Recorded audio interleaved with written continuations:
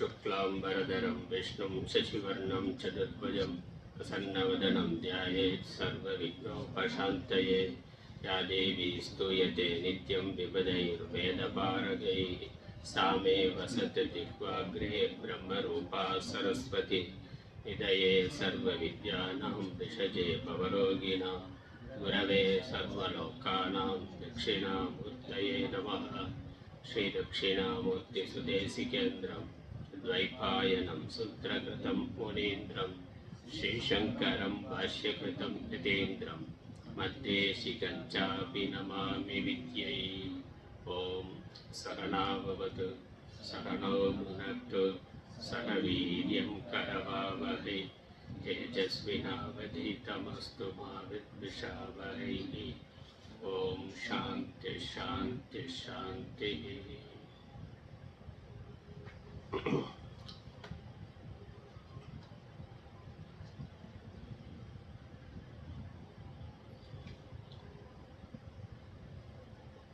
ஆதிகுரு ஸ்ரீ பிரக்யா தட்சிணாமூர்த்தியினுடைய அருளாலும் ஸ்ரீ சத்குருவினுடைய அருளாலும் புதிதாக ஒரு நூல் பார்க்க இருக்கின்றோம். ஜீவ யாத்ரா, ஞானானந்த பாரதி என்ற ஒரு சுவாமி சிங்கேரி மடத்தினுடைய பக்தர், நல்ல சாதுவாக இருந்தவர். பல்வேறு நூல்களை இயற்றியிருக்கின்றார். ஒரு எளிய அடிப்படையான வேதாந்த நூல் ஜீவ யாத்ரா. 9 ஸ்லோகங்கள் இதில் இருக்கு. ஆதிசங்கரர் பண்ணி இருக்கக்கூடிய சாதன பஞ்சகம் அல்லது சோபான பஞ்சகம் என்பது நமக்கு தெரியும். வேதாந்தத்துக்கான அடிப்படை நூல். வேதாந்தம் படிக்கக்கூடியவர்களுக்கு, அத்வைத சித்தாந்தத்தை முறையாக படிக்கக்கூடியவர்களுக்கு அடிப்படை முதல் நூலா இருப்பது சாதன பஞ்சகம். அதே போலதான், அதே கருத்துக்களை கொண்டதுதான் இந்த ஜீவ யாத்ரா என்ற நூல். நம்ம பல்வேறு வேதாந்த சாஸ்திரங்களை பார்த்து கொண்டு இருக்கிறோம். நேரில் கேட்குறவங்களும் ஆன்லைனில் கேட்பவர்களும், அதுவும் பாஷ்யத்தோட பார்க்குறோம். அதெல்லாம் ரொம்ப அட்வான்ஸாக இருக்கு. அடிப்படையான வேதாந்த விஷயங்கள் நமக்கு தெரிந்திருந்தால் தான் உபனிஷத்துக்கள் மற்றும் ஆச்சாரியருடைய பாஷ்யத்தை புரிந்து கொள்வதற்கு நமக்கு அது உதவியாக இருக்கும். அப்போதான் புரிந்து கொள்ளவே முடியும். ஆனால் அடிப்படை வாய்ப்பாடு தெரியாமல் அல்ஜிப்ரா கணக்கு படிக்க முடியுமான்னு, ஆனால் நம்ம நேரம் அட்வான்ஸ்டு டெக்ஸ்ட்லாம் நிறைய பார்த்து கொண்டு இருக்கிறோம். அதனால் ஏற்கனவே பல வருடங்கள் பாடம் கேட்டுக்கொண்டு இருப்பவர்களுக்கு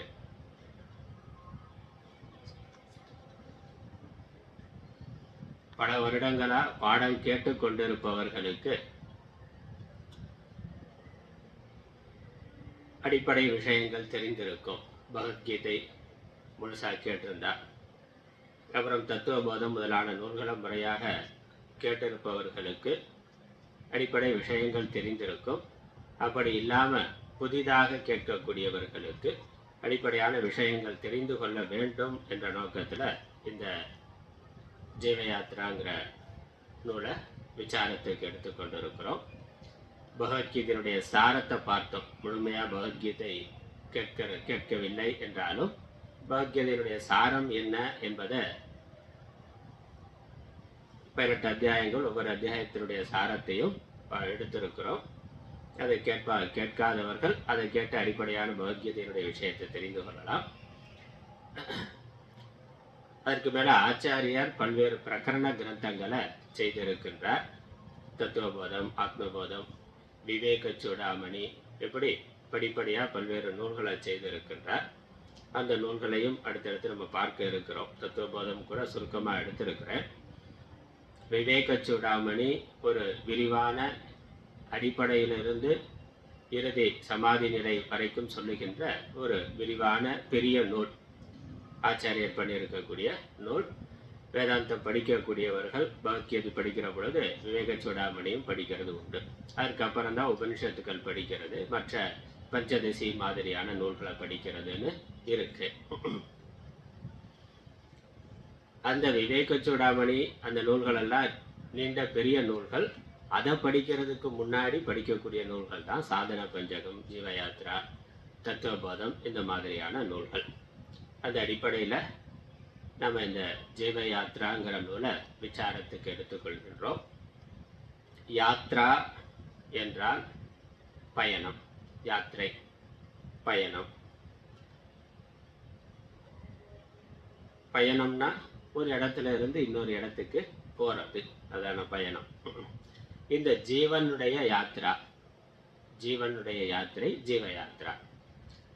ஜீவர்களாகிய நாம் ஒரு உடலை எடுத்துக்கொண்டு பயணப்பட்டு கொண்டு இருக்கின்றோம். இது எப்போ தோன்றியதுன்னு தெரியாது, இந்த பயணம் எப்பொழுது ஆரம்பித்தது என்று தெரியாது. ஆனால் பயணம் நடந்து கொண்டு இருக்கின்றது. ஒவ்வொரு நாளும் பகல் வருது, இரவு வருது, ஒரு நாள் முடியுது, அடுத்த நாள் வருது. பகலில் பல்வேறு விதமான செயல்களை செய்கின்றோம், இரவில் ஓய்வெடுக்கிறோம், திரும்ப அடுத்த நாள் முதல் நாள் விட்ட செயல்களை தொடர்ந்து செய்கின்றோம், அப்புறம் திரும்ப ஓய்வு. இப்படி ஒவ்வொரு நாளும் ஒவ்வொரு வாரமும் வாரக்கணக்காக, மாதக்கணக்காக, வருடக்கணக்காக தொடர்ந்து பயணம் போய்கொண்டே இருக்கின்றது. இந்த பயணம் இந்த பிறவியில் தொடங்கி இந்த சரீரம் முடிகின்ற பொழுது மரணத்தோடு முடிந்துவிடக்கூடியதா என்றால் இல்லை. இது பல சரீரங்களை எடுத்துக்கொண்டு தொடர்கின்ற பயணம். ஆனால் இந்த பயணத்தில், இந்த சரீரத்தில், இந்த உடலில் ஒரு வாழ்நாள் வைத்துக்கொண்டு அதற்குள்ள ஒரு யாத்திரை போய்கொண்டு இருக்கு. ஆனால் இந்த சரீரம் போனால் அடுத்த சரீரம், அதில் யாத்திரையானது தொடர்கின்றது. அதனால் ஜீவனின் யாத்திரைங்கிறது ஒரு உடலில் மட்டும் நடக்கக்கூடியதில்லை, பல்வேறு உடல்களை எடுத்துக்கொண்டு நடக்கக்கூடிய ஒரு நீண்ட நெடிய பயணம். எப்போ தொடங்குனதுங்கிறது நமக்கு தெரியாது, எப்போ முடியுங்கிறதும் நமக்கு தெரியாது. அது நம்ம கையில் இருக்குது. தொடங்குனது நம்ம கையில் இல்லை. ஆனால் இதை முடிக்கிறது அப்படிங்கிறது, அல்லது தொடர்ந்து போகிறது, அல்லது பயணம் எப்படி இருக்கும், எப்படி பயணத்தை வைத்து கொள்றதுங்கிறது நம்முடைய கையில் இருக்கின்றது. இப்போ நம்ம இங்கே ஒரு லட்சியத்தை வைத்துக்கொண்டு ஒரு ஊருக்கு போகணும், தொலை தூரத்தில் இருக்கக்கூடிய ஒரு ஊருக்கு போகணும் அப்படின்னு நினச்சோம்னா, காசிக்கு போகணும், இல்லை ரிஷிகேஷ் போகணும், இமயமலைக்கு போகணும் அப்படின்னா நம்ம இருக்கிற இடத்துல இருந்து பயணத்தை தொடங்குகின்றோம். நடந்து போகலாம், அதுக்கப்புறம் சைக்கிளில் போகலாம், பைக்கில் போகலாம். குறிப்பிட்ட தூரத்துக்கு பைக்கில் போயிட்டு, அப்புறம் பஸ்ஸில் போய், அப்புறம் ட்ரெயினில் போய், அப்படி பல வாகனங்களை மாற்றி மாற்றியும் நம்மளுடைய பயணமானது தொடருகின்றது.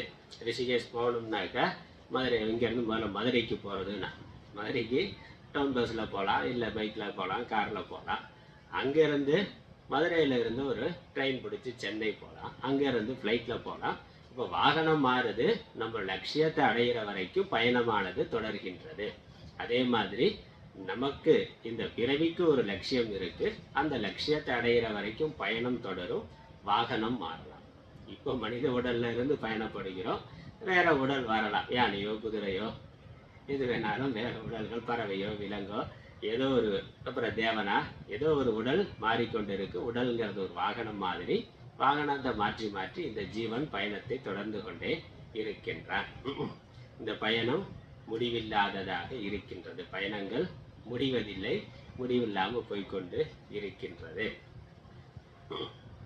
இப்படி ஒரு பயணம் நடக்கின்றது என்றால் அதில் என்னெல்லாம் விஷயம் இருக்கிறது என்று பார்த்தால், பயணத்தில் பல பயணிப்பவன் இருக்கிறான், பயணி இருக்கிறான்.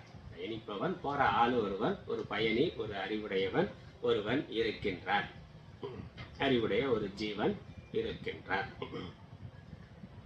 அதுக்கப்புறம் அவன் போய் அடைய வேண்டிய இடம் இருக்கின்றது, எங்க போகணும்னு அந்த இடமானது இருக்கின்றது. அதுக்கப்புறம் அவன் பயணப்படக்கூடிய வாகனம் இருக்கு. எந்த வாகனத்தில் போறான்ங்கிறது இருக்குல்ல, குதிரையில் போகிறதா, யானையில் போகிறதா, ஒட்டகத்தில் போகிறதா, இல்லை இப்போ நவீன வாகனங்களில் போகிறதா, இல்லை நடந்தே போகிறதா, வாகனம்ங்கிறது இருக்குது. நம்ம இருக்கிற இடத்துல இருந்து நம்ம அடைய விரும்புகின்ற இடத்துல கொண்டு சேர்க்கக்கூடிய ஒரு சாதனமாக ஒரு வாகனமானது இருக்கின்றது. அப்படி ஒரு வாகனம் தேவை. அப்போ பயணி அடையக்கூடிய இடம் ஒரு வாகனம்ங்கிறது இருக்கின்றது.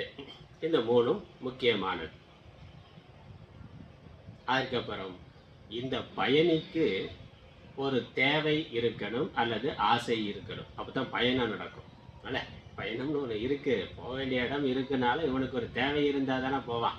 ஒரு இடத்துலேருந்து இன்னொரு இடத்துக்கு போகிறோம்னா ஒரு தேவை இருக்குது. வேலைக்காக போகிறான், அமெரிக்காவுக்கு போகிறான் அப்படின்னா என்னது, அவனுக்கு ஒரு தேவை இருக்குது, பொருளாதார தேவை. இப்போ அது இல்லை, அங்கே போனால் வேலை பார்த்தா பணம் கிடைக்கும்னா, அப்போ ஒரு தேவையை கருதி பயணமானது இருக்கின்றது. அல்லது ஒரு விருப்பம், ஆசை, பார்க்கணும்னா ஊர் சுற்றி பார்க்கணும், ஊட்டி பார்க்கணும், கொடைக்கானல் பார்க்கணும், இல்லை கைலாசநாதரை பார்க்கணும் அப்படின்னாக்கா அந்த ஆசை இருக்குது. அந்த ஆசையினால் நம்ம பயணத்தை மேற்கொள்ளுகின்றோம். அதனால் பயணி அடைய வேண்டிய இடம், வாகனம் முக்கியமானது. அதுக்கப்புறம் அந்த பயணிக்கு ஆசை, ஒரு தேவை அல்லது ஆசை இருக்கணும். தேவை ஆசை மட்டும் இருந்தால் போதாது, போகணுங்கிற முயற்சி இருக்கணும். அது ஒன்று. ஆசை இருக்குது, ஆனால் முயற்சி பண்ணலைன்னாக்கா இலக்கை அடைய முடியாது. அதனால் ஆசையோட அடைவதற்கான ஒரு முயற்சி என்பதும் அந்த பயணிடத்தில் இருக்கணும், ஜீவனிடத்தில் இருக்கணும். அதுக்கப்புறம் இது எல்லாம் இருந்தாலும் இதை விட முக்கியமான ஒன்று, அதெல்லாம் நூல் ஆரம்பிக்குது. அதனால் இதெல்லாம் இருக்குது. ஒரு ஆள் இருக்கிறான், அவன் போக வேண்டிய இடம் இருக்குது, இவனுக்கு போகணும்னு தேவையும் இருக்குது, ஆசையும் இருக்குது, முயற்சியும் பண்ணுறான். ஆனால் அதை பற்றிய சரியான விவேகம் இருக்கணும்.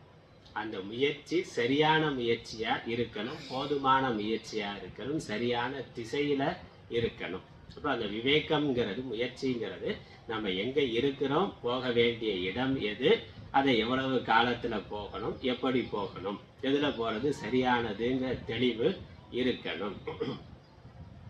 இப்போ இங்கேருந்து டெல்லி போகணும்னு நினச்சி ராமேஸ்வரம் ட்ரெயினில் ஏறினான்னா போகிற முயற்சி இருக்குது. ஆனால் ஒரு தப்பான வேற ஒரு வாகனத்தில் ஏறினாக்கா போய் சேர இடம் வேறையா இருக்கும். அப்போ என்னது, தெளிவு இருக்கணும். எங்கே இருக்கிறோங்கிறது தெளிவாக இருக்கணும், எங்கே போய் சேரணுங்கிறது தெளிவாக இருக்கணும்.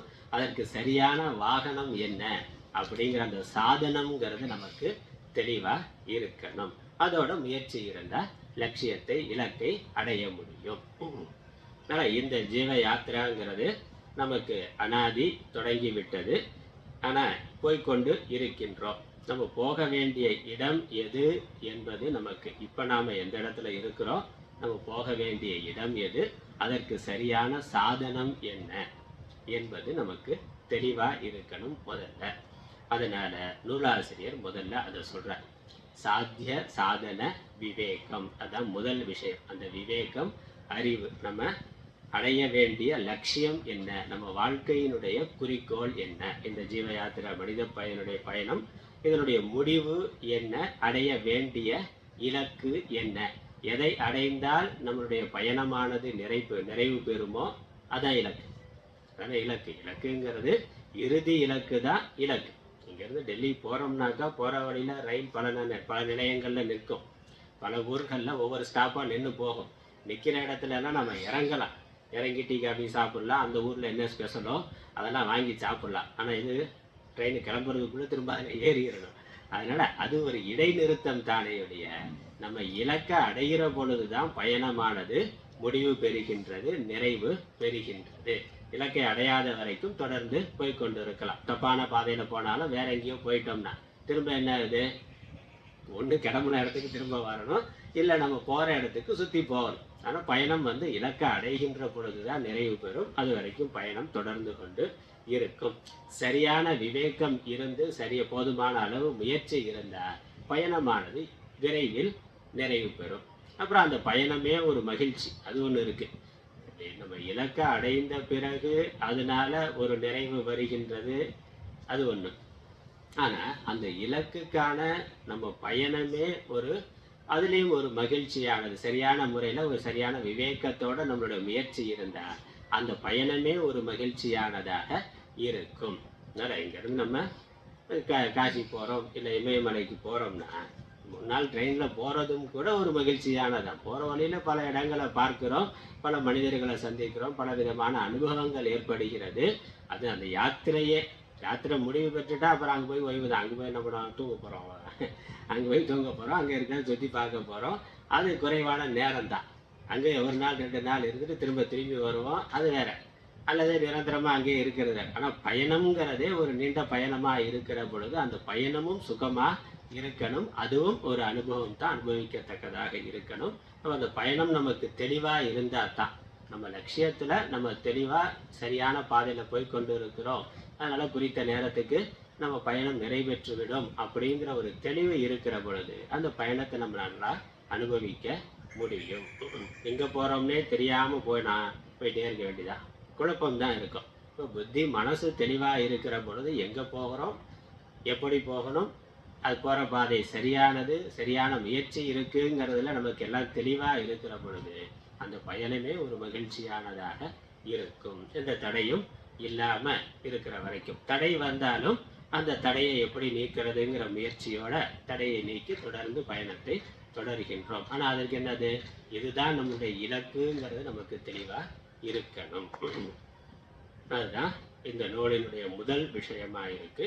சாத்தியம்ங்கிறத முதல்ல தெளிவா நான் சொல்றேன். இந்த ஜீவன், மனிதன், பிறந்திருக்கக்கூடிய உயிர்கள் அடைய விரும்புவது என்ன, அடைய இயல்பாகவே நமக்கு இருக்கக்கூடிய விருப்பம் என்ன, லட்சியம் என்ன, அதை தெளிவா சொல்றார். அப்புறம் அதை அடைவ ஏன் நம்ம முயற்சி செய்து கொண்டு இருக்கிறோம், எப்போ பிறந்தோம்னு தெரியாது, பயணம் போய்கொண்டே இருக்கின்றது, எத்தனை காலமா பயணப்பட்டு கொண்டிருக்கோம்னு நமக்கு தெரியாது. இப்படி இலக்கு தெரிந்து பயணமும் போய்கொண்டிருந்தாலும் அந்த பயணம் ஏன் அடையப்படவில்லை அப்படிங்கிறதையும் அதற்கான காரணத்தையும் முதல் பாட்டுல சொல்லுகின்றார். இன்னொன்னு, இந்த பயணத்துல, இந்த ஜீவ யாத்திரையில நம்ம ஒரு இடத்துல இருந்து ஒரு லட்சியம், ஒரு இடத்த பார்க்கணும், காஷ்மீரை பார்க்கணும், இல்லை ஊட்டி கொடைக்கானல் பார்க்கணும், காசி பார்க்கணும், இமயமலை பார்க்கணும்னா நம்ம வீட்டில் இருந்து கிளம்பி போகிறோம். நம்ம வீடு எங்கே தான் சுற்றினாலும் நம்ம வீடு தான். வீட்டில் இருக்கிற அளவுக்கு அது சின்ன குடிசை வீடாக இருக்கலாம், எப்படி இருந்தாலும் நம்முடைய வீடு என்பது தான் நமக்கான இடம், ஒரு சுதந்திரமான இடம். வேற எங்கே தான் நம்ம எவ்வளவுதான் செலவு பண்ணி எவ்வளவுதான் முயற்சி பண்ணி போனாலும் அங்கே போய் கொஞ்சம் இருந்து அங்கே வேடிக்கை பார்த்துட்டு திரும்பி வந்துடுவோம். திரும்பி வரணுங்கிறதா நம்மளுடைய விருப்பம். திரும்பி நம்ம இடத்துக்கு வந்தால் தான் சந்தோஷம்.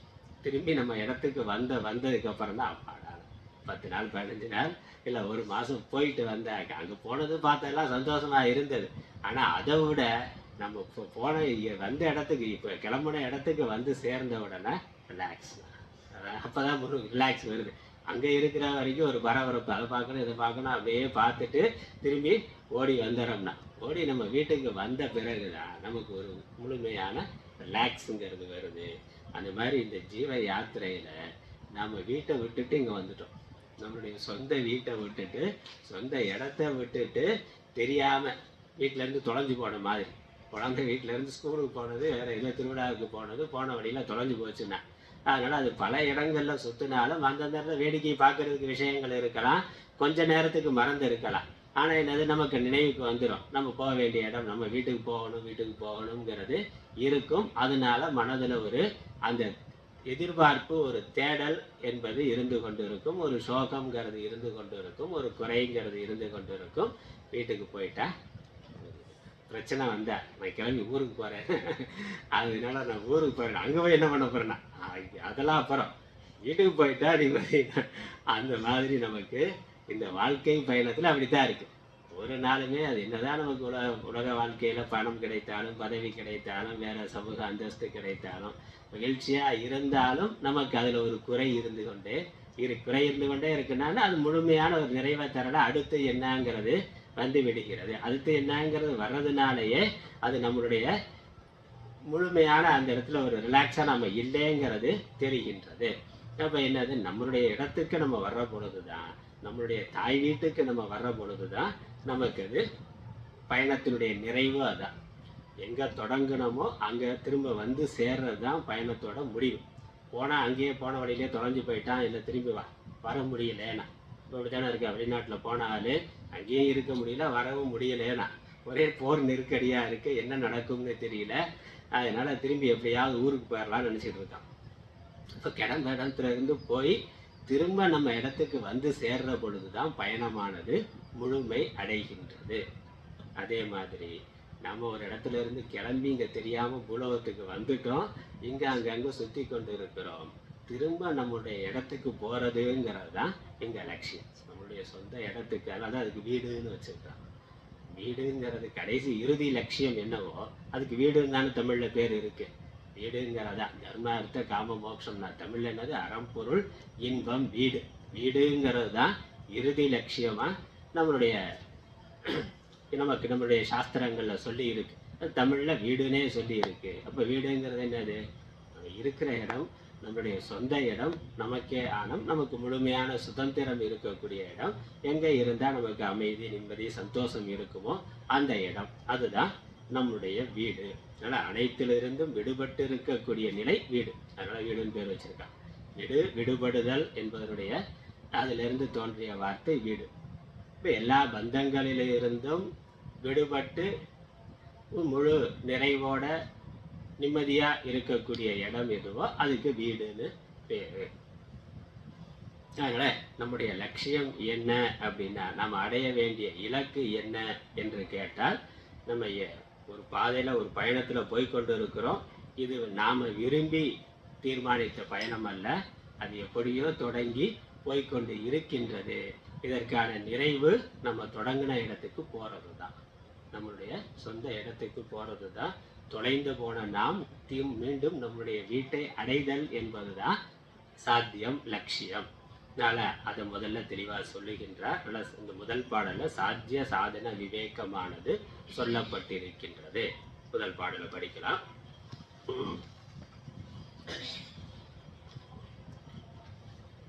நித்யானந்த சுகம் பதம் சுவிமலம்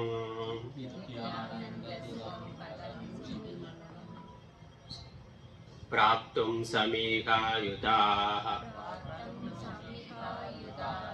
सर्वे जन्मभृतः सदा व्यसनिनः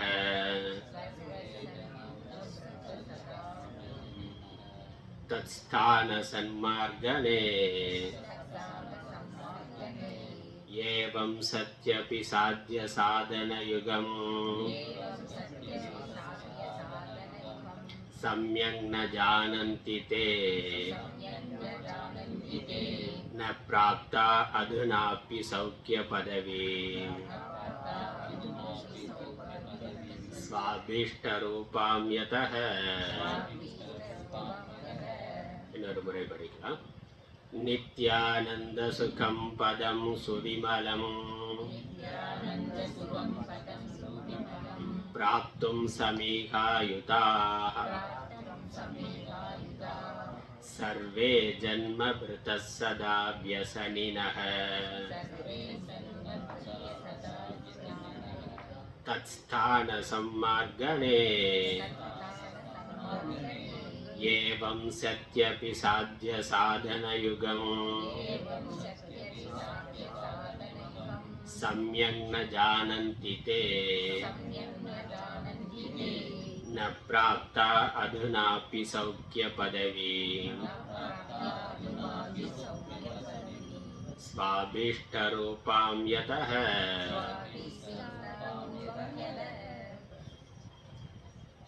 பதப்பொருளும் இருக்கு. முதல் வாக்கியம், ஜன்மபிருதः சர்வே சுவிமலம் நித்யானந்த சுகம் பதம் பிராப்தும் சமீகாயுதாः. ஜன்மபிருதः சர்வே, ஜன்மபிருதகனா பிறவியை எடுத்திருக்கின்ற அனைவரும், ஜன்மாவை எடுத்திருக்கின்ற அனைவரும்னா எல்லா ஜீவர்களும், எல்லா பிறந்திருக்கின்ற ஒரு உடலோடு பிறந்திருக்கின்ற ஒரு உடலை அடைந்திருக்கின்ற எல்லா ஜீவர்களும். கடைசி வாக்கியம், கடைசி வரி பார்த்தா, கடைசி வரினா அந்த வாக்கியத்தோட கடைசி வரி, பிராப்தும் சமீகாயுதாः, அடைவதற்கு ஆர்வம் உடையவர்களாக இருக்கிறார்கள்.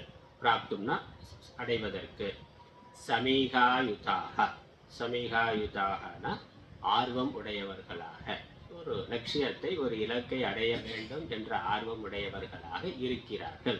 பிறந்த யாரும் சும்மா இருக்கிறது இல்லை, நான் ஒன்றை அடையணும் அப்படிங்கிற ஆர்வமானது இருந்து கொண்டே இருக்கின்றது. அது சின்ன கை குழந்தையில இருந்து பிறந்தோடனே என்ன அது எப்படியாவது கை காலை ஆட்டுது, அப்புறம் கொஞ்சமாக தவக்க முயற்சி பண்ணுது, எழுந்து நடக்க முயற்சி பண்ணுது, ஓட முயற்சி பண்ணுது. அப்போ ஏதாவது ஒன்று செய்து கொண்டிருப்பதற்கு அது முயற்சி செய்கின்றது, ஏதாவது ஒன்றை அடைவதற்கு முயற்சி செய்கின்றது. உண்மையிலேயே அந்த ஒன்று என்னங்கிறத இங்கே சொல்லிடுறார். நித்யானந்த சுகம் பதம். அதற்கு சு விமலம். மலம்னா அழுக்கு, விமலம்னா அழுக்கற்ற தூய்மையானது, சு விமலம்னா எவ்விதமான அழுக்கும் இல்லாதது, அழுக்கில்லாத, எவ்விதமான குறையும் இல்லாத, குற்றம் இல்லாத, தோஷம் இல்லாத, அழுக்கில்லாத நித்யானந்த சுகம் பதம். பதம் என்பது இலக்கு, லட்சியம், பதவி, பரம பதம்லாம் சொல்கிறோமே, அந்த அடைய வேண்டிய இடம், லட்சியம் அல்லது நிலை என்று அர்த்தம். அந்த பதத்தை பிராப்தும் சமீகா யுதகா. இந்த பதத்தை அடைவதற்காக, தூய்மையான நித்யானந்த சுகமான பதத்தை அடைவதற்கு விருப்பமுடையவர்களாக இருக்கிறார்கள். என்ன சொல்றார்? எல்லோரும் என்ன விரும்புறதுன்னா, பிறந்திருக்கின்ற எல்லா ஜீவர்களும் விரும்புவது என்ன, எதை அடைய விரும்புகின்றார்கள் என்றால் சுகம் பதம். சுகமா இருக்கணும். சுகம்ங்கிறது தெரியும், இன்பம், மகிழ்ச்சி, சந்தோஷம், ஆனந்தம், நிறைவு, நிம்மதி. அந்த சுகமா இருக்கணும்னு எல்லோரும் விரும்புகிறார்கள். எல்லா ஜீவர்களுடைய விருப்பம் என்ன? பிறந்திருக்கக்கூடிய எல்லா ஜீவர்களும் விரும்புவது ஒன்னே ஒண்ணுதான். என்னது? சுகம், இன்பம். இருக்கிற வரைக்கும் இன்பமா இருக்கணும். இருக்கிற வரைக்கும் எப்பொழுதும் இன்பமாக இருக்க வேண்டும். அதனால நித்திய ஆனந்த சுகம்னா வெறும் சுகம் இல்லை, ஆனந்த சுகம், ஆனந்தமாகிய சுகம். ஆனந்தம் வேற, சுகம் வேற இல்லை, ஆனந்தமாகிய சுகம். அது எப்படி இருக்கணும்? நித்தியமா, எப்பொழுதுமே அந்த சுகமானது இருக்க வேண்டும். ஒரு நாள் இருக்கணும், ஒரு பொழுது இருக்கணும் அப்படிங்கிறது இல்லை. யாரும் துக்கத்தை விரும்புறதே இல்லை. நான் கஷ்டத்திலே இருக்கணும், துக்கத்திலே இருக்கணும், பிரச்சனையிலே இருக்கணும்னு யாரும் விரும்புறது இல்லை. அப்படி ஒரு விருப்பம் இருந்தால் அது கோளாறுன்னு அர்த்தம். அது ஒரு மனநோய், அது ஒரு பிரச்சனை. அப்படி யாரும் சாதாரணமாக விரும்புறதில்லை. எறும்புல இருந்து சாதாரண மற்ற மனிதன் இல்லாத மற்ற உயிரினங்கள் எல்லாமே சுகமாக இருக்கணும், இன்பமாக இருக்கணுங்கிறதா எல்லா உயிர்களுடைய விருப்பம். எது அதற்கு மகிழ்ச்சியை தருமோ, சந்தோஷத்தை தருமோ, அதை எப்படியாவது அதை அடைய முயற்சி பண்ணுகின்றது. பறவைகள், விலங்குகள் அதற்கான உணவை தேடி போகுது, உணவு அடைந்து சாப்பிட்டாக்கா சந்தோஷம். அதுக்கு ஒரு வாழ்க்கை துணை, ஒரு இணை தேடி போகுது, அதில் ஒரு மகிழ்ச்சி, சந்தோஷமானது இருக்கு. குளிர் வெப்பத்திலிருந்து பாதுகாத்து கொள்வதற்கு அதற்குன்னு ஒரு இடம் வைத்துக்கொள்வது. ஏன்னா குளிர் வெப்பம் துன்பத்தை தருது, அதிகமான குளிர் வெப்பம் துன்பத்தை தருது. அதனால அதில இருந்து பாதுகாத்து கொள்வதற்காக ஒரு இடம்னா. இப்படி எல்லா உயிர்களும் விரும்புறது சுகம்தான். அந்த சுகமும் எப்பொழுதும் நிரந்தரமாக இருக்கக்கூடிய சுகத்தையே விரும்புகிறார்கள். அனித்தியமா அல்பகாலம் இருக்கக்கூடிய சுகத்தை விரும்புறதில்லை. நிரந்தரமான சுகம், நிறைவான சுகம், நிரந்தரமான சுகம், நிறைவான சுகம், குறைவில்லாத சுகம். அதனால அழுக்கில்லாதங்கிற, அழுக்குங்கிறது குறைவு, வேற எந்த துக்க கலப்பு இல்லாத சுகம்.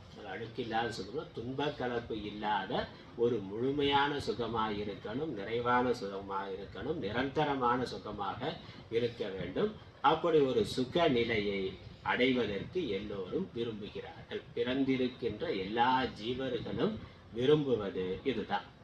சாத்தியம் அல்லது லட்சியம் என்ன என்றால், நம்ம அடைய விரும்புறது, இந்த ஜீவ யாத்திரையினுடைய முடிவு என்ன என்றால், ஒரு சுகமான பதத்தை அடைதல், நிரந்தரமான நிலையான ஆனந்தத்தை தரக்கூடிய, நிம்மதியை தரக்கூடிய ஒரு இலக்கை அடைதல், ஒரு பதவியை, ஒரு பதத்தை, ஒரு நிலையை அல்லது ஒரு இடத்தை அடைதல் என்பதே. அதற்காக என்ன பண்ணுகிறார்கள்? அடுத்த வரி, தத்ஸ்தான சன்மார்கனே. தத்ஸ்தானம், அந்த ஸ்தானத்தை அடைவிக்கும். சம்மார்க்கம், சம்மார்க்கங்கிறது மார்க்கம்னா வழி, பாதைங்கிறது தெரியும். அதை அடைவதற்கான பாதையில், அதை அடைவிக்கும் பாதையில். தத்ஸ்தானம், அந்த ஸ்தானத்தை, அந்த ஸ்தானம், எந்த ஸ்தானம்? நித்யானந்த சுகம் பதம். நித்யானந்தமான சுகம், நித்யானந்த சுகமாகிய அந்த பதத்தை, பதவியை, அந்த நிலையை, அந்த இடத்தை அடைவதற்கான பாதையில். சம்மார்க்கம், மார்க்கம், அதற்கான பாதை, அதற்கான நல்ல வழியில். சதா, எப்பொழுதும். வியசனினக, வியசனினகனா முயற்சி உடையவர்களாக இருக்கிறார்கள். அந்த லட்சியத்தை அடைவதற்கு முயற்சி உடையவர்களாக இருக்கிறார்கள். என்னது சுகம்ங்கிற அந்த இடத்தை, அந்த நிலையை, நிரந்தரமான சுகம் என்பதை அடைவதற்காக, அதை அடைவதற்கான பாதையில் எப்பொழுதும் முயற்சி உடையவர்களாக இருக்கிறார்கள். அப்ப எதை அடைந்தா சுகம் இருக்கும்னு அவர்கள் நினைக்கிறார்களோ அதை அடைவதற்காக முயற்சி செய்து கொண்டே இருக்கிறார்கள். இது காலகாலமா நடந்து கொண்டு இருக்கிறது. எல்லா காலத்திலையும் எல்லா லோகத்திலையும் இதான் விஷயம். எந்த ஜீவனா இருந்தாலும், அது எந்த சரீரத்துல இருந்தாலும், எந்த லோகத்துல இருந்தாலும், எப்படிப்பட்ட இடத்துல இருந்தாலும் நிம்மதியா இருக்கணும், சந்தோஷமா இருக்கணும். அதற்கு என்ன சாதனம் என்று அவர்கள் நினைக்கிறார்களோ அதை அடைவதற்கான முயற்சி செய்து கொண்டே இருக்கிறார்கள். பணம் இருந்தா சந்தோஷம் நினைக்கிறேன். என்னது பணம் இருந்தா தான் சுகம்னா, பணத்தை எப்படியாவது சம்பாதிக்கணும் முயற்சி பண்றான். இல்ல பதவி அதிகாரம் இருந்தா தான் சுகம்னாக்கா அந்த பதவி அதிகாரத்தை அடைவதற்கான முயற்சி செய்து கொண்டே இருக்கிறான். இல்ல நிறைய பொருள் இருந்தா சந்தோஷம்னா பொருளை வாங்கி அமேசான்ல ஆர்டர் போட்டு வாங்கி குவிச்சுக்கிட்டே இருக்கிறான். இல்ல நிறைய உறவுகள் இருந்தா தான் சந்தோஷம் நினைக்கிறவன் உறவுகளை நிறைய சம்பாதிக்கிறது, அதற்காக பொருளை செலவு பண்றது. ஃப்ரெண்ட்ஸ் நிறைய இருந்தா சந்தோஷம் நினைக்கிறார்கள்ல. ஒவ்வொருத்தருக்கும் அது சந்தோஷத்தை தான் எல்லாரும் விரும்புகிறார்கள். ஆனா எதுல சந்தோஷம் கிடைக்கும்னு அவர்கள் நினைக்கிறார்களோ அதை அடைவதற்கு முயற்சி செய்கிறார்கள். இப்போ அடையக்கூடிய நம்ம தேர்ந்தெடுக்கக்கூடிய பாதை அல்லது அடையக்கூடிய வழி பலவாக இருந்தாலும் அடைய விரும்புகிற இலக்கு ஒன்றுதான். அடைய விரும்புறது ஒன்றுதான். அது பணமா இருக்கலாம், பதவியா இருக்கலாம், உறவுகளா இருக்கலாம், இல்ல போக விஷயங்களா இருக்கலாம். இது எல்லாத்தின் மூலமா நம்ம அடைய விரும்புறது என்னது? சந்தோஷம். அதுல இருந்து நமக்கு ஒரு மகிழ்ச்சி, சுகமானது இருக்கணும். அந்த சுகம் கிடைக்கலைன்னா என்னது? அதை மாற்றணும். அதுல சுகம் கிடைக்கலைன்னாக்கா அதை மாற்ற பார்க்கிறான். இல்லை அந்த சுகம் அனித்தியமான சுகமா இருக்கு, அதனால அதை எப்படியாவது நிரந்தரமா வைத்துக் கொள்ளணும், பதவி தக்க வைத்துக் கொள்ளணும், பணம் வந்துகிட்டே இருக்கணும், உறவுகள் பிரிஞ்சு போகாம இருக்கணும், சாப்பாடு கிடைச்சிக்கிட்டே இருக்கணும், மற்ற என்னெல்லாம் போக விஷயங்கள் இருக்கோ அதெல்லாம் கிடைத்து கொண்டே இருக்கணும். அதனால அது சுகம் வருது, அது நிரந்தரமா வரணும்னா அது நிரந்தரமாக இருக்க வேண்டும். அது நிரந்தரமா தக்க வைத்துக் கொள்றதுக்கு என்ன முயற்சி பண்ணணுமோ அந்த முயற்சியையும் செய்து கொண்டே இருக்கிறார்கள். அப்படி அது கொடுக்கலைன்னாக்கா அதை மாற்றணும்.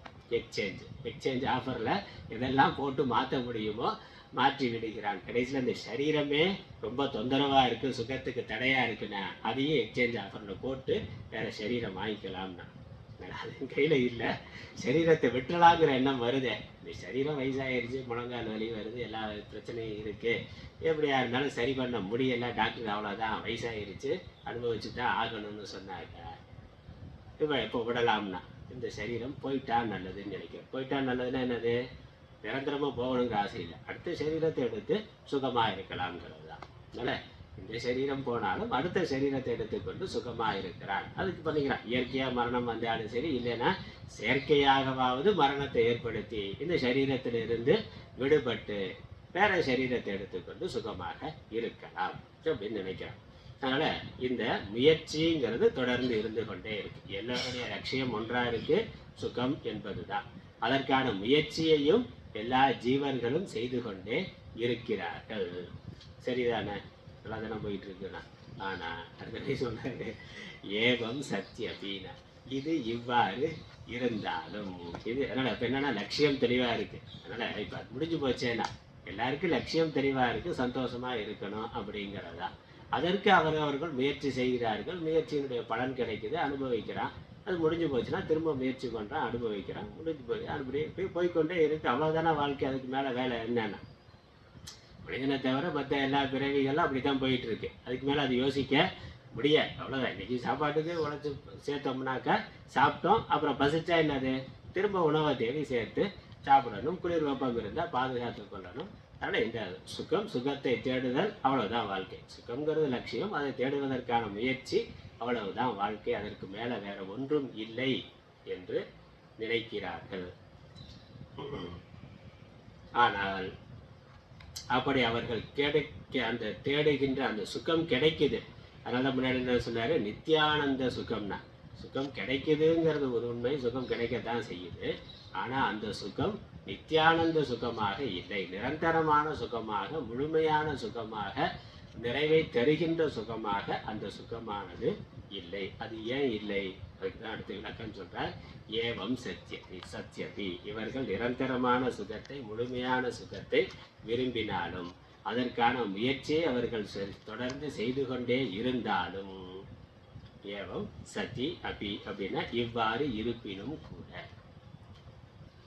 தேன அவர்கள், இந்த அவர்கள்லாம் யாரு? ஜன்ம பிருத்தக சர்வே, உயிர் ஜீவன் பிறந்திருக்கக்கூடிய அனைத்து ஜீவர்களும் சாத்திய சாதன யுகம் சம்யக்கு ந ஜானந்தி, அவர்கள் இந்த சாத்திய சாதனம் என்பதை தெளிவாக அறியவில்லை, தெளிவாக அறியவில்லை. சம்யக்கு ந ஜானந்தி, ந சம்யக்குனா நன்றாக, நன்றாகனா தெளிவாக, ந ஜானந்தி அறியவில்லை. எதை தெளிவாக அறியவில்லை? சாத்திய சாதனம். சாத்தியம் என்னது? நித்தியானந்த சுகம் தான் சொல்லிட்டேன், அதான் சாத்தியம். அதில் ஒன்றும் சந்தேகம் இல்லை, எல்லாருக்கும் அது இருக்கு. சாத்தியம் நித்தியானந்த சுகம் அப்படிங்கிறது அது விருப்பம். ஆனால் அந்த சாத்தியத்தை பற்றியும் ஒரு தெளிவான அறிவு இல்லை.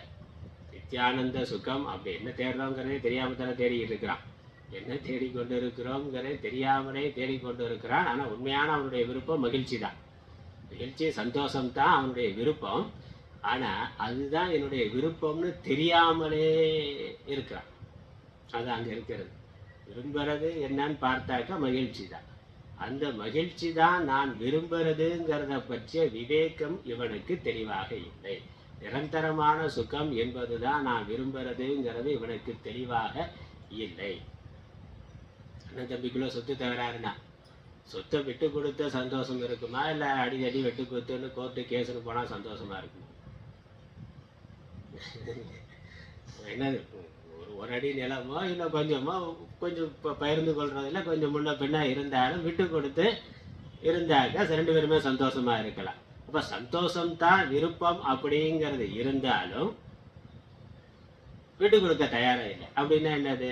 விட்டு கொடுக்கத்தான் சந்தோஷம், இல்லைன்னா அது சந்தோஷம், இருக்கிற சந்தோஷமும் போயிடும். ரெண்டு பேருக்குமே இல்லாமல் அந்த படம் எங்கே போகும்னா வக்கீலுக்கு போகும்.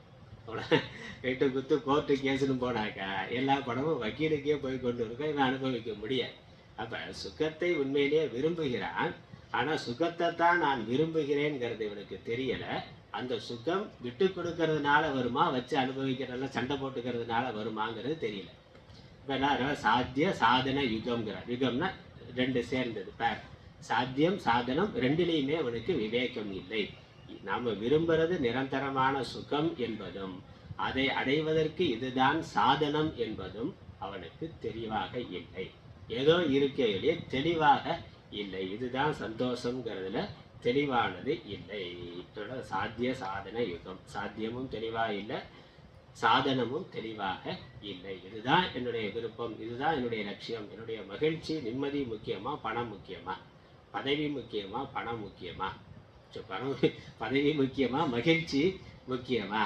கேள்வி எல்லாத்துலேயும் இந்த கேள்வி போட்டு பார்க்கணும். எதை அடையணும்னு நினைக்கிறோம் அப்படியோ அதில் சந்தோஷம் முக்கியமா, இது முக்கியமா அப்படின்னு ஒப்பிட்டு பார்த்து முடிவு பண்ணணும். ஆனால் பல சமயங்களில் நம்ம விரும்புறது சந்தோஷம், அது முக்கியம்னு நம்ம முடிவு பண்ணுறது இல்லை. பணம் தான் முக்கியம், பதவி தான் முக்கியம், அதிகாரம் தான் முக்கியம், இல்லை என்னுடைய அகங்காரம் தான் பெருசு அப்படிங்கிறத நினைக்கிறதுனால தான் சுகத்தையே அவர்கள் தியாகம், அந்த லட்சியத்தையே அவர்கள் இழந்து விடுகிறார்கள்.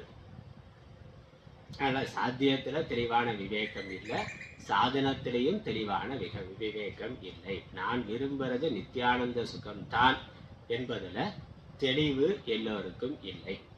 அதை அடைவதற்கான லட்சியமே தெளிவாக இல்லைன்னா சாதனமும் தெளிவாக இருக்காது. லட்சியம் தெளிவாக இருந்தால் தான் அதற்கான சாதனம் தெளிவாக இருக்கும். அந்த சாதனத்திலையும் தெளிவு என்பது இல்லை. அதனால் சாத்திய சாதன யுகம் சம்யக்கு ந ஜானந்தி, இதை அறியாமல் இருக்கிறார்கள். அதனால என்ன?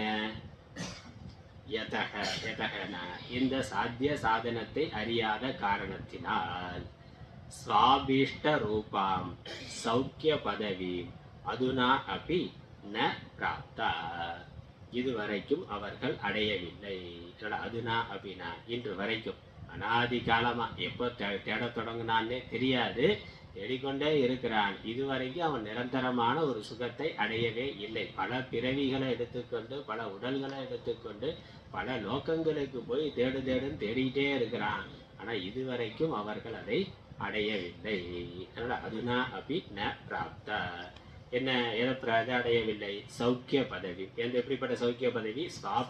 ஸ்வாபீஷ்ட ரூபா, தன்னுடைய உண்மையான விருப்பமான அந்த நித்யானந்த சுகமாகிய பதவியை இன்று வரை இந்த ஜீவர்கள் அடையவில்லை. அதை அடையவில்லை. ஏன் அடையவில்லை? எதக சொல்லிட்டார், அந்த சாத்திய சாதன விவேகம் தெளிவாக இல்லாததுனால அவர்கள் விரும்பின அந்த லட்சியமான அவர்களுடைய விருப்பமான நித்யானந்த சுகத்தை அடையவில்லை. அதனால என்ன, அதுல இருந்து முடிவு என்னன்னா, அதனால ஒருவன் முதல்ல சாத்திய சாதன விவேகத்தை அடையணும். லட்சியத்தை அடையணும்னாக்க அது சாத்திய சாதன விவேகம் யாருக்கு தெளிவா இருக்கிறதோ அவர்கள் தான் அந்த இலக்கை அடைவார்கள். அந்த முதல் பாடலுடைய கருத்து அதுதான். சாத்திய சாதன விவேகம் இல்லாததுனால மனிதர்கள் தேடிக்கொண்டே இருக்கிறார்கள். வாழ்நாள் முழுக்க தேடிக்கொண்டே இருக்கிறான், ஓடிக்கொண்டே இருக்கிறான், முடிவில்லாமல் போய்கொண்டே இருக்கு. சரீரம் முடிஞ்சா அடுத்த சரீரத்தை எடுத்துக்கொண்டு அதே தான் திரும்ப முதல்ல இருந்து ஆரம்பித்து தேடிக்கொண்டே இருக்கிறான். முடிவில்லாத பயணமாக இருக்கின்றது. இந்த பயணம் எப்போ முடியும்? அவனுடைய லட்சியத்தை எப்போ அடைகிறானோ அப்பொழுதுதான் முடியும். அந்த லட்சியத்தை பல பிறவிகளாக தேடிக்கொண்டு இருக்கிறானே, ஏன் அடையாமலே இருக்கிறான்னு கேட்டா அவனுக்கு எங்கே போகணுங்கிறது தெளிவில்லை, எப்படி போகணுங்கிறதுலையும் தெளிவு. அந்த விவேகம் இல்லாததுனால தவறான பாதையில் போய்கொண்டே இருக்கிறான். இந்த பஸ் எல்லாம் இருக்குல்ல, வழி கண்டுபிடினா சரியான பாதையில் போனால் அந்த பக்கம் வெளியே வந்துடலாம். உள்ள போகிறதில்ல, சரியான பாதையில் போனால் இன்னொரு பக்கம் வெளியே வந்துடலாம், பாதை இருக்குது. ஆனால் இவன் தவறான பாதையில் போனால் எங்கேயாவது முன்னாடி போய் ஒட்டிட்டு நிற்பான். அதுக்கப்புறம் என்னது, ரிவர்ஸில் வரணும். திரும்ப ரிவர்ஸில் வந்து வேற ஒரு பாதைனா, அதுவும் தப்பான பாதைனா அடுத்த பாதையை சுற்றி வந்து கொண்டே இருக்கிறானே, வெளியே வர முடியாது. எப்போ சரியான பாதையை கண்டுபிடிக்கிறானோ அப்பொழுதுதான் அவன் வெளியேற முடியும். அந்த விவேகம் இல்லைங்கிறதுனால தான் தொடர்ந்து போய்கொண்டே இருக்கிறார்கள். சாத்திய சாதன விவேகம்ங்கிறது இல்லைங்கிறது தான் காரணம்.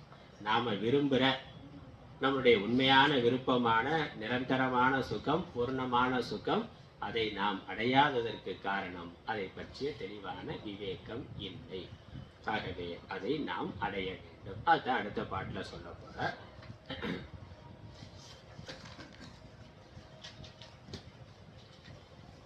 இரண்டாவது தத் பிராப்தியை பிரபு சம்ஹிதாபி கிருபயா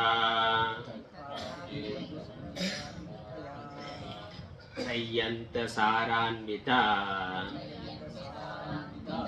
வள்ளி காட்டக மத்யகா கவி சமம் प्रोत्साहयन्ति नरान्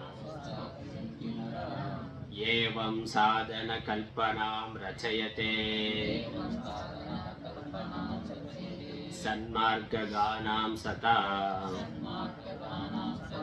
तद्विष्णोः परमं पदं च सहसा गन्तुं मनीषावता तत्प्राप्त्यै प्रभु संहितापि कृपया त्रय्यन्त सारान्विता वल्ली काटक मध्यका कवि समम् प्रोत्साहयन्ति नरान् एवं साधन कल्पनां रचयते सन्मार्गगानां सता तद्विष्णोः परमं पदं च सहसा गन्तुं मनीषावता. இந்த சாத்திய சாதன விவேகம், அதற்கு சாஸ்திரம் தான் நமக்கு பிரமாணம். நம்முடைய சாத்தியம் என்ன, சாதனம் என்ன என்பதற்கு சாஸ்திரம்ங்கிற வேதம் வேதாந்தம் உபனிஷத் வேதங்கள் தான் நமக்கு அதற்கு பிரமாணம். ஆனால் வேதத்தில் இருந்து அந்த வாக்கியத்தை எடுத்துக்கணும். வேதம் நமக்கு சாத்தியம் என்ன சாதனம் என்ன என்பதை எப்படி சொல்லுகின்றதுங்கிறத இங்கே எடுத்து காட்டுகின்றார். ஆனால் கட்டோபனிஷத் உபனிஷத் இருக்கு. நச்சிகேதன் என்ற சிறுவனுக்கு யமதர்மராஜா உபதேசம் பண்ணுறது. அந்த உபனிஷத்தில் இருக்கக்கூடிய இந்த யாத்ராங்கிற விஷயம், இங்கே யாத்ராங்கிறதான தலைப்பு, இந்த ஜீவனுடைய யாத்ரா. இப்போ ஒரு யாத்ரால என்னெல்லாம் விஷயம் இருக்கோ அதை ஒரு கல்பனையாக உருவகப்படுத்தி இந்த வாழ்க்கை பயணத்தை ஒரு யாத்திரையாக சொல்லி அதில் ஒரு யாத்திரையில் என்னெல்லாம் அம்சங்கள் இருக்கோ அதை ஒப்பிட்டு அந்த உபனிஷத்தானது சொல்லுகின்றது. இந்த சாத்திய சாதன விவேகத்தை தெளிவுபடுத்துவதற்காக ஒரு ரத கல்பனை என்பது உபனிஷத்துல சொல்லப்பட்டிருக்கின்றது. ஆகவே இந்த சாஸ்திரம் நமக்கு இதற்கு வழிகாட்டுகின்றது. அதான் இந்த மந்திரத்தோட கருத்து. அதுக்கு அந்த உபனிஷத்துல சொல்லியிருக்கிற விஷயம் அடுத்த மந்திரத்துல அடுத்த ஸ்லோகத்துல 3வது ஸ்லோகத்துல வரப்போகுது. இந்த 2வது ஸ்லோகத்துல என்ன சொல்றார்? முதல் ஸ்லோகத்துல சொன்னதுல சாத்திய சாதன விவேகம்ங்கிறது மனிதனுக்கு இல்லாததுனால அவன் அவனுடைய லட்சியத்தை அடையாம இருக்கிறான். இப்போ சாத்திய சாதன விவேகம் என்னங்கிறதுக்கு சாஸ்திரம் பிரமாணம். சாஸ்திரம் இதை பத்தி தெளிவா சொல்லுது. அதனால ஏன் படிக்கணும்னா, ஏன் சாஸ்திரத்தை படிக்கணும், ஏன் பகவத்கீதை படிக்கணும், ஏன் உபனிஷத்துகள் படிக்கணும், ஏன் வேதத்தை படிக்கணும்னு கேட்டா அது வேதம் உபனிஷத்து சாஸ்திர சாதன அந்த சாத்திய சாதன விவேகத்தை மனிதனுக்கு கொடுக்கின்றது. அதனால் வேதம்னாலே அறிவு நூல் தான். நமக்கு நம்முடைய லட்சியம் என்ன, அதை அடையிறது எப்படி என்பதை சொல்றது தான் சாஸ்திரம். சாசனா திராயத்தே இது சாஸ்திரம். உபதேசம் பண்றதுனால நம்மை காப்பாற்றக்கூடியது எதுவோ அதான் சாஸ்திரம்.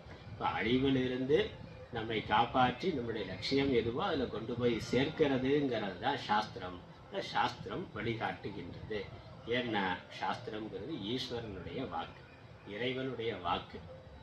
இறைவன் தான் படைத்தார், அவர் தான் பயணத்தில் தள்ளி விட்டது அவர் தான் ஓன்னு சொல்லி இந்த பயணத்தில் கொண்டு வந்து இந்த ஜீவனை சேர்த்தது அவர் தான்.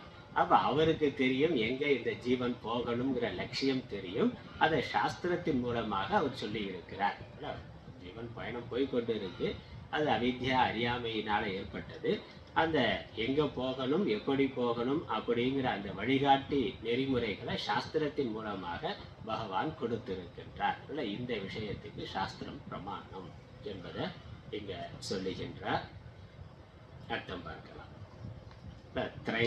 த்ரையந்த சாரான்விதா நரான் ப்ரோத்சாகயந்தி காட்டக மத்யகா வல்லி பிரபு சம்மிதாபி கிருபயா கவிசமம் சன்மார்கானாம் சதாம் தத்விஷ்ணோஹோ பரமம் பதம் ச சகசா கந்தும் மனிஷா வதாம் தத் பிராப்யை ஏவம் சாதன கல்பதாம் ரச்சயத்தே.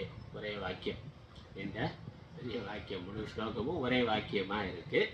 வேதத்தை எடுத்துக்கொண்டு சொல்றார். த்ரையந்த சாரான்விதா, 3 வேதங்களுடைய த்ரீ அந்தம், 3 வேதங்கள். அந்த வேதத்தினுடைய முடிவாக இருக்கக்கூடிய உபனிஷத்து வேதாந்தம்னு சொல்லுகின்றவை. அதான் திரையந்தம். 3 வேதங்களில் ஒவ்வொரு வேதத்தினுடைய ஒவ்வொரு சாக்கையினுடைய இறுதியாக தான் உபனிஷத்துங்கிறது வருது. அந்த உபனிஷத்துக்கள் அதனுடைய சாரமாக திரையந்த சார அன்விதா, அதனுடைய சாரத்தோடு 3 வேதங்களின் முடிவில் உள்ள விஷய சாரத்துடன் கூடியதும். நரான் புரோத்சாகயந்தி காட்டக மத்யகா, மனிதர்களை உற்சாகப்படுத்துகின்றதும். காட்டக கட சாக்கையில் இருக்கிறதுனால காட்டகம்னு பேர். காட்டக மத்யகா வள்ளி. காட்டக மத்யகான காட்டகம்ங்கிறது கட்டோபனிஷத்து. கட சாக்கையில் அதனுடைய இறுதியா வரக்கூடிய உபனிஷத்து காட்டகம்னு பேரு. அதை கட உபனிஷத்துன்னு சொல்றோம். அந்த கட உபனிஷத்துல இருக்கு. அந்த உபனிஷத்துல பல சாப்டர். அந்த உபனிஷத்துல இருக்க சாப்டருக்கு அத்தியாயத்துக்கு வள்ளின்னு பேர். அதுல மத்தியகா வள்ளினா அதனுடைய நடுவில் இருக்கக்கூடிய வள்ளி ஒரு அத்தியாயத்துல இந்த சாதன கல்பனையை சொல்லி இருக்கின்றது. இந்த கருத்து என்னது? உபனிஷத்துல 3 வேதங்களுடைய சாரமா இருக்கக்கூடிய கட்டோபனிஷத்துல அதனுடைய நடுவுல இருக்கக்கூடிய ஒரு அத்தியாயத்துல இந்த சாதனத்தை பற்றிய விஷயமானது சொல்லப்பட்டிருக்கின்றது. எந்த சாதனத்துல தெளிவில்லாம இருக்கோ அந்த சாதனம் என்ன, சாத்தியம் என்ன என்பது, முக்கியமா சாதனம்ங்கிறது அங்க தெளிவா சொல்லப்பட்டிருக்கின்றது. அந்த வேதத்தினுடைய பெருமையை சொல்றார். அந்த வேதம் எப்படி சொல்லுதுன்னா, பிரபு சம்ஹிதா. பிரபு சம்ஹிதானா ராஜ ஆக்ஞி மாதிரி. பிரபுனா பிரபு, ராஜா. சம்ஹிதா அப்படின்னா பிரபு. இந்த வேதமானது பிரபு சம்ஹிதான்னு பேர். சம்ஹிதாங்கிறது வேதத்துக்கு பேர். பிரபு சம்ஹிதான்னு இருக்கு. சம்ஹிதாங்கிறது வேதம். பிரபுவுக்கு சமமான வேதமானது. ஒரு ராஜா ஒரு விஷயத்த சொன்ன எப்படி சொல்லுவாரு? ராஜ கட்டளைங்கிறோம். அவர் கெஞ்சி கூத்தாடி அப்பா செய்யப்பா அப்படின்னு தான் சொல்லுவாரு. செய் அப்படின்னு ஆர்டர் அர்த்தம் போடுவார். அப்ப ராஜாவுக்கு அந்த அதிகாரம் இருக்கு. செய்யணும்னு சொன்னா யாரா இருந்தாலும் அதை செய்யணும். அப்ப அவருக்கு சொல்றக்கூடிய ஒரு வேலையை ஏவுறது அப்படிங்கிறது அதிகார துவனிங்கிறது அங்க இருக்கு. கட்டளைங்கிறது ராஜா ஆக்ஞைன்னு சொல்றோம். ராஜாவுடைய கட்டளைனா செய்தாகணும். செய்ய மாட்டேன்னு சொல்ல முடியாது. செய்ய மாட்டேன்னு சொன்னா அந்த நாட்டுல இருக்க முடியாது, சுதந்திரமா இருக்க முடியாது. அப்ப அந்த அதிகாரத்தோட கட்டளை இடக்கூடிய அதிகாரமுடைய ராஜா போல வேதத்துக்கு அந்த ஆக்ஞைங்கிறது, ஏன்னா வேதம்ங்கிறது ஈஸ்வரனுடைய வாக்கு. ஈஸ்வரனுக்கு முழு உலகத்தையும் நடத்தி கொண்டிருக்கிறார். முழு உலகத்துக்கு ராஜா அவர் தான். அப்ப வேதம்ங்கிறது ராஜாவினுடைய கட்டளையா இருக்கக்கூடிய வாக்கு. அப்படி ராஜ கட்டளையாக இருக்கக்கூடிய வேதமானது அப்படி சொல்லலையா, அது கிருப்பையா கருணையினால ஒரு நண்பனை போல சொல்லுகின்றது. அதனால சன்மார்க்க கானம் கிருப்பையான பிரபு சம்மிதா அப்படி தலைவனுக்கு நிகராக இது இருந்த போதிலும், ஒரு பிரபு ராஜாவுக்கு நிகராக வேதமானது இருந்த போதிலும் கூட கிருப்பையா அன்பினால் கவி சமம். கவி சமம்னாக்க கவினா நண்பன். ஒரு நண்பனுக்கு சமமாக, நண்பன்னா எப்படி சொல்லுவான், பக்குவமா எடுத்து சொல்லுவான். இப்போ பொறுமையா, இப்போ குழந்தைகளுக்கு நம்ம கட்டளை பண்ண செய் அப்படின்னு சொல்லி மிரட்டி சொல்லலாம். அப்போ அது பயந்துட்டு செய்யும். ஆனால் அன்போடு சொல்கிற பொழுது அதை புரிய வைக்கிறதுக்காக சில சமயங்களில் கண்ணே மூக்கேன்னு கொஞ்சி ஒரு நண்பனை போல தோளில் தட்டி கொடுத்து இதை நான் செய்ப்பா, செஞ்சா அது நல்லது அப்படின்னு அன்பா சொல்கிறோமே. இப்போ அதிகாரமாக சொல்லக்கூடிய பவர் இருந்தாலும், அந்த அதிகாரம் இருந்தாலும், கட்டளையா சொல்லக்கூடிய அதிகாரம் இருந்தாலும் ஒரு அன்புனால கருணையினால இறங்கி வந்து ஒரு நண்பனுக்கு சொல்றத போல சொல்லுது. அதனால ராஜாவுக்கு சமமான அதிகாரம் இருந்த பொழுதிலும் கூட வேதமானது ஒரு நண்பனுக்கு சமமாக இந்த சாதனத்தை பற்றி சொல்லுகின்றது. யாருக்கு சொல்லுகின்றது? சன்மார்க்க கானம் சதா. சன்மார்க்கத்துல சென்று கொண்டிருப்பவர்களுக்கு, இப்ப நல்லவர்களுக்குன்னா அதுல ஸ்ரத்தை இருக்கிறவனுக்கு, அதெல்லாம் சன்மார்க்கம் வருது. வேதத்துல ஸ்ரத்தை இருந்தால் தானே சொல்ல முடியும். சொல்றதுல அவனுக்கு ஸ்ரத்தை இருக்கு அப்படின்னா தான் அப்ப நல்ல மனசு இருக்கிறவன், நல்ல புத்தி இருக்கிறவன், கேட்பதற்கு தயாராக இருப்பவன். அதான் முக்கியமானது. கேட்கிறவனுக்கு தயாரா, குழந்தையா இருந்தாலும் அவன் கேட்க தயாரா இருந்தேன்னா இப்படி சொல்ல முடியும். சொல்ல வச்சு கேட்கலைன்னாக்கா ஒரு தடவை சொல்லலாம், 2 தடவை சொல்லலாம். அப்புறம் போய் தொலைன்னு உன்னுடைய தலையெழுத்து அனுபவின்னு விடத்தான் வேண்டி இருக்கு. அதனால அப்ப சன்மார்க்கத்துல ஒரு நல்ல குழந்தையா இருந்தா என்னது, சொன்னோன்னா கேட்டுக்கொள்ளும். கேட்பதற்கு ஃபாலோ பண்ணுதோ இல்லையோ, ஆனா பொறுமையா கேட்கிறதுங்கிற அந்த பொறுமை பக்குவங்கிறது அதற்கு இருக்கும். சன்மார்க்க கானம் சதாம். இந்த சன்மார்க்கத்துல செல்லக்கூடிய ஸ்ரத்தையுடைய, பக்தியுடைய, நல்ல சிந்தனைகள், நல்ல மனசு, நல்ல பண்புகள் இருக்கக்கூடிய அவர்களுக்கு, அந்த நல்ல பாதையில சென்று கொண்டிருப்பவர்களுக்கு, நாம நல்லா இருக்கணும்னு நினைக்கக்கூடியவர்களுக்கு, நாம நல்லா இருக்கணும், இப்ப கஷ்டப்பட்டாலும் எதிர்காலத்துல நல்லா இருக்கணும், மகிழ்ச்சியா இருக்கணும், சந்தோஷமா இருக்கணும் என்று நல்ல மனதோடு நல்ல லட்சியத்தை கொண்டிருப்பவர்களுக்கு, நல்ல நினைவுள்ளவர்களுக்கு, அந்த சாதுக்களுக்கு, கேட்பதற்கு தயாராக இருப்பவர்களுக்கு சொல்லுகின்றது. சாதனத்தை சொல்லுகின்றது. யாருக்கான சாதனத்தை சொல்லுகின்றது? தத் விஷ்ணோகோ பரமம் பதம். முன்னாடி சொன்னாரே நித்யானந்த சுகம் பதம்னு. அந்த நித்யானந்த சுகம் பதம்ங்கிறத விஷ்ணோகோ பரமம் பதம்னு சொல்றார். தத்துனா அந்த ஏற்கனவே சொன்னதான அந்தன்னு சொல்லுவோம். அப்ப அது விஷ்ணோகோ பரமம் பதம். இப்ப விஷ்ணுவினுடைய பரம பதம்னு சொல்றோமே, விஷ்ணுவோட பரம பதம் எது? நித்யானந்த சுகம்ங்கிறது தான். சரி, பரம பதத்தை அடைதல்னா வைகுண்டத்துக்கு போய் அடைந்தார்னா அவர் அது இல்லை, நித்யானந்த சுகத்தை அடையிறது தான் விஷ்ணுவினுடைய பதம். அதனால விஷ்ணோகோ பரமம் பதம். சகசா கந்தும். சகசான உடனடியாக, விரைவாக அப்படின்னு அர்த்தம். விரைவாக சென்றடைவதற்கு அந்த நித்யானந்த சுகம் என்ற மகாவிஷ்ணுவினுடைய பரமபதத்தை விரைவாக சென்று அடைவதற்கான சாதனத்தை இந்த வேதமானது, பிரபுவுக்கு சமமாக இருக்கக்கூடிய வேதமானது நண்பனை போல அன்பாக எடுத்து சொல்லுகின்றது. அதாவது வாக்கியம் மனிஷா வதாம்னா ஆர்வமுடையவர்களுக்கு, விவேகமுடையவர்களுக்கு தத் பிராப்தி அந்த பதத்தை அடைவதன் பொருட்டு ஏவம் சாதன கல்பனாம் பிரச்சயது, இவ்வாறு சாதன கல்பனையை படைக்கின்றது. எவ்வாறு? அது அடுத்த பாட்டில் வரும். அதனால சாத்திய சாதன விவேகம் இல்லை, அதனால தான் முயற்சி இருந்தாலும் இவர்கள் லட்சியத்தை அடையவில்லைன்னு சொன்னார். அந்த சாதனம் என்னங்கிறத சொல்லணும், சாத்தியம் என்னங்கிறத சொல்லணும். அது உபனிஷத்து சொல்லி இருக்கு. உபனிஷத்து அந்த சாதனத்தை இவ்வாறு சொல்லி இருக்கின்றது. அது ஒரு கல்பனையை ஒரு உருவகப்படுத்தி சொல்லி இருக்கின்றது. ரத கல்பனைன்னு பேர். அதனால் ரத கல்பனைன்னு அடுத்த பாட்டில் அதை விவரிக்கின்றார். இவ்வாறு இவ்விதம் அந்த சாதனத்தை படைத்திருக்கின்றது, கல்பிக்கின்றது, சொல்லி இருக்கின்றது. என்ன சொல்லி இருக்குன்னு அடுத்த பாட்டில் வருது. அது நம்ம அடுத்த வகுப்புல தொடருவோம், அடுத்த வாரம் தொடருவோம். ஓம் ஈஸ்வரோ குருராத்மேதி மூர்த்திமே சர்வாகினே யமகத்யாப்ததேகாய தட்சிணாமூர்த்தயே நமः. ஓம் பூர்ணமத பூர்ணமிதம் பூர்ணாத் பூர்ணமுதச்யதே பூர்ணஸ்ய பூர்ணமாதாய பூர்ணமேவாவசிஷ்யதே.